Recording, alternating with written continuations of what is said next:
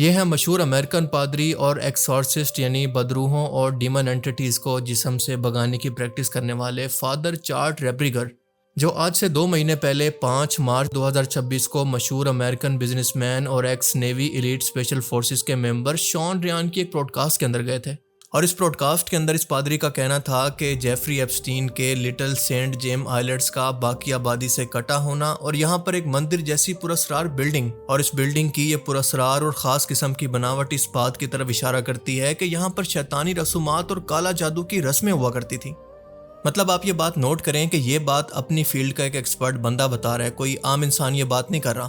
اور وہ کہتا ہے کہ میں یہ بات یقین سے کہہ سکتا ہوں کیونکہ اس مندر کی بناوٹ کسی حد تک سلیب یعنی کروسی فارم جیسی محسوس ہوتی ہے، یعنی مذہبی اور مقدس چیزوں کی الٹی یا پھر شیطانی نقل کرنا۔ مطلب کہ آسان الفاظ کے اندر کہ اگر سلیب کرسچینٹی کے لیے سب سے زیادہ مقدس مذہبی علامت ہے تو ان کو موک کرنے کے لیے اس علامت کو الٹا کرنا، جو کہ آج بھی سٹینک ٹیمپلز کے اندر استعمال ہوتی ہے۔ اور سٹینک ٹیمپل کا کانسیپٹ بھی اسی طرح سے کرسچینٹی کو موک کرنے کے لیے بنایا گیا ہے، کیونکہ جس طرح سے وہ ٹیمپل کے اندر جا کر عبادت کرتے ہیں تو اسی طرح سے شیطان کے پجاری بھی اس کا ٹیمپل بنا کر اس کو خدا کے طور پر پوجتے ہیں۔ اب سب لوگ ذرا غور سے شیطانی عبادت گاہ کی شیپ کو دیکھیں تو کبھی یہ آپ کو اوپر موجود گنبد کی وجہ سے مسجد کی شیپ دکھے گی، تو کبھی چرچ کی، تو کبھی سینگوگ کی یعنی یہودی عبادت گاہ کی ہو بہو نقل۔ خاص طور پر اس کے باہر موجود یہ وائٹ اور بلو کلر کی پٹیاں اسی کی طرف اشارہ کرتی ہیں۔ اب بظاہر تو مذہبی طور پر جیفری ایپسٹین اپنے آپ کو مذہبی طور پر یہودی کہا کرتا تھا، لیکن سچ یہ ہے کہ یہ مندر شیطان کی عبادت گاہ تھا جو کہ اس وقت ویران ہو چکی ہے، اور اسی مندر کو خاص طور پر تینوں ابراہیمک ریلیجن کا مذاق بنانے کے لیے، موک کرنے کے لیے، ان کی عبادت گاہوں کی توہین کرنے کے لیے ایسا بنایا گیا تھا، کیونکہ شیطان کو ہر اس چیز سے نفرت ہے جو کہ خدا کی بنائی گئی پرفیکٹ چیز ہو، اور اسی لیے وہ ہر اس چیز سے راضی ہوتا ہے جب اللہ تعالیٰ کی اس تخلیق کو بگاڑا جائے، اس تخلیق کو بدلا جائے، اس کو تباہ کر دیا جائے۔ اور انسان تو اللہ کی کریشن کا کلائمیکس ہے، یعنی سب سے بہترین اور پرفیکٹ تخلیق۔ اور دوسری وجہ یہ ہے کہ اس کو انسانی نسل سے اس لیے بھی نفرت ہے کیونکہ اس انسان کو اس متکبر جن اور اس کی نسل پر ترجیح دی گئی تھی۔ اس کی نسل جنات کو چھوڑ کر، جو کہ طاقت کے لحاظ سے واقعی انسانوں سے برتر ہے لیکن عقل کے لحاظ سے نہیں، انسانوں کو دنیا کی خلافت سونپ دی گئی۔ اس لیے جب بھی اس شیطان کے سامنے انسانوں کے بچوں کی قربانی دی جائے، ان کے بچوں کا اس کے سامنے ریپ کیا جائے، ان کا خاندانی سسٹم تباہ کیا جائے، انسان اللہ کی سب سے خوبصورت تخلیق کو یعنی اپنے جسم کو جانوروں سے بدل دے اور ہم جنس پرستی جیسی لعنت پر اس کو سب سے زیادہ خوشی ہوتی ہے۔ شیطان کو انسانی تاریخ کے اندر ہزاروں سالوں سے مختلف صورتوں کے اندر پوجا جا رہا ہے، جن میں سب سے زیادہ مشہور بنی اسرائیل کے بت تھے جن کو بال اور مولوک کے نام سے جانا جاتا ہے۔ دونوں کی شکلیں تقریباً ایک جیسی ہیں، یعنی وہی بت جس کو بنی اسرائیل نے اس وقت پوجنا شروع کر دیا تھا جب حضرت موسیٰ علیہ السلام کوہ طور پر گئے تھے 40 دن کے لیے اللہ سے ملاقات کرنے کے لیے۔ اور ایسا نہیں ہے کہ بنی اسرائیل نے فوراً سے بنا کسی وجہ کے اس بت کو پوجنا شروع کر دیا، بلکہ شیطان نے پہلے ان کو بھٹکایا، یقین دلوایا، اس قدر ان کو بہکایا، اس قدر ان کو جھوٹا یقین دلوایا کہ انہوں نے اپنے سونے کے زیورات پگھلا کر ایک جانور کا مجسمہ بنایا۔ اور یہ جانور کا مجسمہ بنانے کے پیچھے اس کا مقصد یہ تھا کہ انسانی نسل کی توہین کرے کہ یہ خود انسان اشرف المخلوقات ہو کر ایک جانور کو پوج رہا ہے، اور پھر اسی بچڑے کے اندر سے آوازیں نکال کر، جانور کے اندر سے آوازیں نکال کر ان انسانوں کو یقین دلوایا کہ یہی ان کا اصل خدا ہے۔ مطلب یہی موسیٰ علیہ السلام کا خدا ہے جو کہ ڈائریکٹ اپنے لوگوں سے کلام کر رہا ہے۔ اور بنی اسرائیل نے سوچا ہوگا کہ اگر وہ خدا ایک جھاڑی کے ذریعے کلام کر سکتا ہے تو اپنے لوگوں سے ایک بت کے ذریعے کیوں نہیں کر سکتا؟ پر ان لوگوں کو یہ نہیں پتا تھا کہ وہاں پر کلام کرنے کے لیے موسیٰ علیہ السلام ایک پیغمبر موجود تھے، لیکن یہاں پر عام انسان ہے۔ اسی شیطان نے اس مجسمے کے اندر سے آوازیں نکال کر ان کو یقین دلوایا کہ اب موسیٰ جو کہ کوہ طور پر گئے ہوئے 40 دن سے وہیں پر موجود ہیں، اب کبھی واپس نہیں آنے والے، اس لیے موسیٰ کو چھوڑ کر تم لوگ ڈائریکٹ میری عبادت کرو۔ اس بال مجسمے کو یہ لوگ طوفان کا، اولاد دینے والا، بارش اور زندگی دینے والا دیوتا مانتے تھے، اور اس کو راضی کرنے کے لیے اس کے سامنے آگ جلا کر بچوں کی قربانی پیش کیا کرتے۔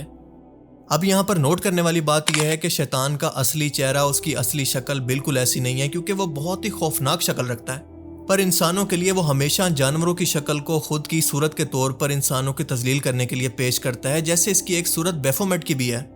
آپ سبھی لوگ یقیناً اس مجسمے کی صورت سے تو واقف ہوں گے، جس کی شکل بکرے جیسی اور اس کا جسم مرد اور عورت دونوں کے جیسا ہوتا ہے، اور اس کے اندر بھی وہی چیز کامن ہے، یعنی اللہ کی تخلیق کو، انسان کے پرفیکٹ جسم کو جانوروں کی شیپ سے بدل دینا اور اس کی توہین کر کے اس انسانی جسم پر بکرے کا سر لگا کر اس کو ان کا خدا بنا دینا۔ اب ویسے تو بال اور مولاق کی تاریخ تقریباً 4000 سال پرانی ہے، لیکن اگر بیفومیٹ کی بات کریں تو اس کا پرانا ترین مجسمہ 11ویں صدی کے اندر صلیبی جنگوں کے دوران ملا تھا، اور اسکالرز کے مطابق یہ دراصل پیغمبر اسلام محمد رسول اللہ صلی اللہ علیہ وسلم کے نام کا ایک بگاڑا ہوا اولڈ فرینچ تلفظ تھا، یعنی پرانی فرانسیسی زبان کے اندر اور لاطینی رائٹنگز کے اندر آپ صلی اللہ علیہ وسلم کے نام کو محمد یعنی محمد یا محمد کے طور پر لکھا جاتا تھا۔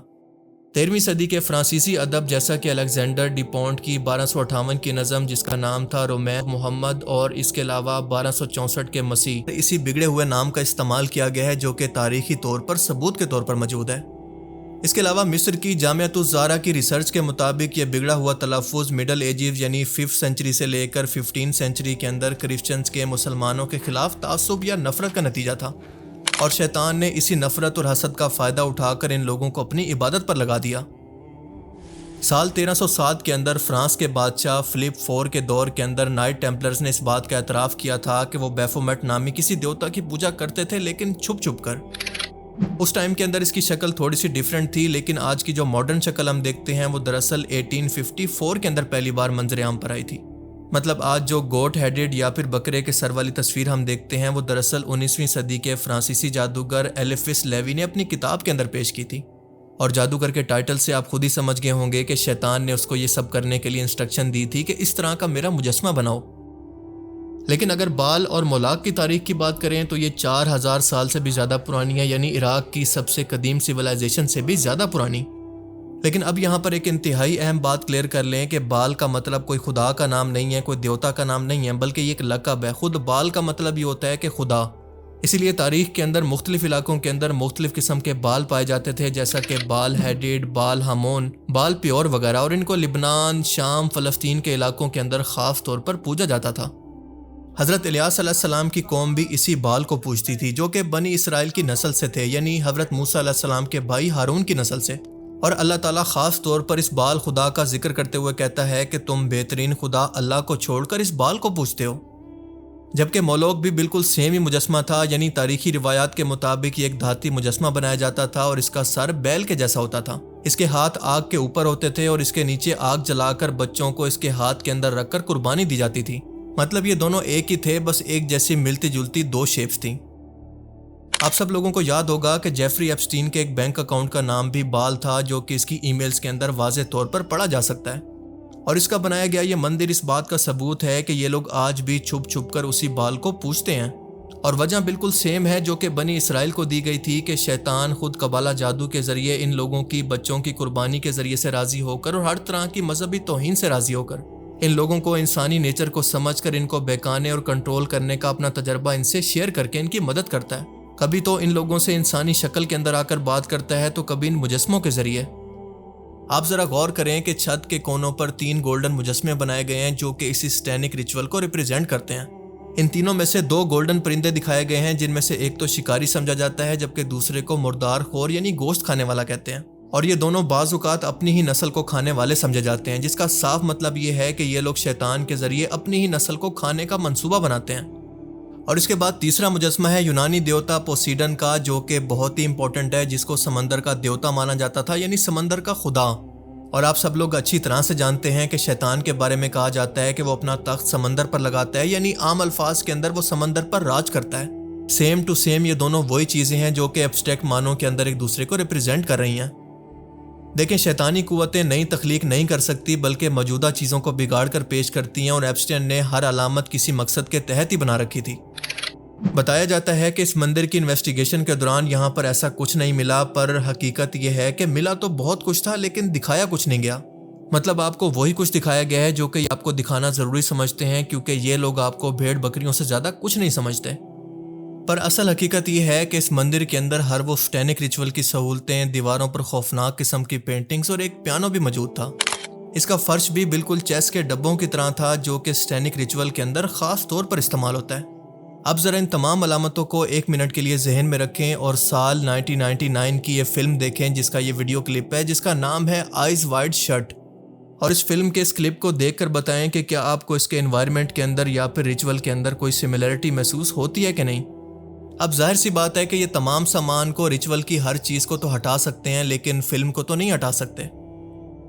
اب یہاں پر نوٹس کرنے والی بات یہ ہے کہ شیطانی عبادت گاہ کو بنانے کے لیے سال 2013 کے اندر جیفری ایپسٹین نے امریکن ورجن آئی لینڈ کے ڈپارٹمنٹ آف پلاننگ کے اندر اجازت نامہ جمع کروایا تھا، اور اس اجازت نامے کے اندر اس نے کہا تھا کہ میں اس کو میوزک پویلین بنانا چاہتا ہوں، کیونکہ اس منصوبے کے اندر 8 کونوں والی آکٹاگونل عمارت دکھائی گئی تھی، لیکن حقیقت میں کچھ اور ہی ہوا، کیونکہ جو عمارت حقیقت میں بن کر تیار ہوئی وہ کیوب شیپ کے اندر تھی، بالکل مختلف شیپ کے اندر، بالکل مختلف ڈیزائن کے اندر۔ پر پھر بھی سوالیہ نشان یہ ہے کہ حکومت اس ٹائم سے لے کر آج تک اس کو بنانے کی اجازت دے دیتی ہے، اس کو گرانے کے لیے کوئی نوٹیفیکیشن نہیں آتا، آج تک نہ کبھی کوئی وہاں پر انسپیکٹر آتا ہے، نہ کوئی جرمانہ ہوتا ہے اور نہ کوئی سوال۔ اگست سال 2019 کے اندر ایپسٹین مر جاتا ہے اور اس کے 2 دن کے بعد ایف بی آئی جزیرے پر چھاپا مارتی ہے، لیکن اندر کی تمام اور مکمل تفصیلات عوام کے سامنے نہیں آتی۔ مطلب یہ ایک ایسا اوپن راز ہے جو کہ تھوڑی سی عقل رکھنے والا شخص بھی سمجھ سکتا ہے کہ وہاں پر اندر خفیہ طور پر کیا چل رہا تھا۔ اس لیے اگر آپ کو لگتا ہے کہ شیطان کے پاس ابھی بھی آپ کو مسجد جانے سے روکنے کے لیے وقت ہے یا پھر اس کے اندر کوئی انٹرسٹ ہے، تو یہ آپ کی بھول ہے، کیونکہ وہ اپنی سازشیں عالمی طور پر چلتا ہے، دنیا کے ان کرپٹ لیڈرز کو کنٹرول کرتا ہے اور اپنی عبادت اور ان کی کامیابی کا وعدہ کر کے ان کی روح کو خرید لیتا ہے، اور پھر یہی شیطان کے پجاری دنیا داری حاصل کرنے کے لیے اور دولت کے بدلے میں اپنی روح کو بیچ کر اس شیطانی نظام کو نچلے لیول پر ٹرانسفر کرتے ہیں۔ اور اس کی وجہ یہ ہے کہ آج انسانی آبادی اس لیول پر بڑھ چکی ہے کہ انڈیویجول لیول پر انسانوں کو کنٹرول کرنا کافی مشکل کام ہے، اور سب سے آسان کام یہ ہے کہ ایک سسٹم بنا کر لوگوں کو بھیڑ بکری کی طرح ٹیگ لگا کر اس سسٹم کا حصہ بنایا جائے، جس سسٹم کو آج ہم کہتے ہیں ون ورلڈ آرڈر۔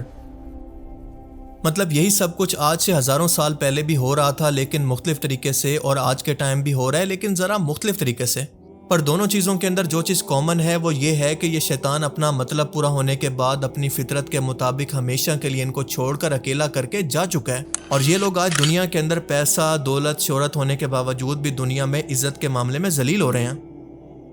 اور بالکل یہی کام شیطان قیامت کے دن بھی اپنی فطرت کے مطابق اور اللہ سے اپنے وعدے کے مطابق اسی طرح سے کرے گا۔ وہ انسانوں سے کہے گا کہ میرے بس میں تمہیں بہکانا تھا، صرف کوئی کام کرنا یا نہ کرنا خود تمہارے بس کے اندر تھا، لہٰذا مجھے بلیم مت کرو، کیونکہ جو کچھ بھی کیا ہے تم نے اپنے ساتھ خود کیا ہے۔ اور سیم ٹو سیم یہی الفاظ بول کر جو کہ قرآن پاک کے اندر اللہ نے نقل فرمائے ہیں، اپنے ماننے والوں کو یہ چھوڑ کر وہاں سے چلا جائے گا، ہمیشہ کے لیے جہنم میں چھوڑ کر۔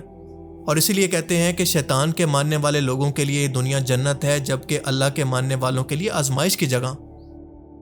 اللہ تعالیٰ سے دعا ہے کہ وہ ہم سب کو سمجھنے کی اور نیک عمل کرنے کی توفیق عطا فرمائے، آمین۔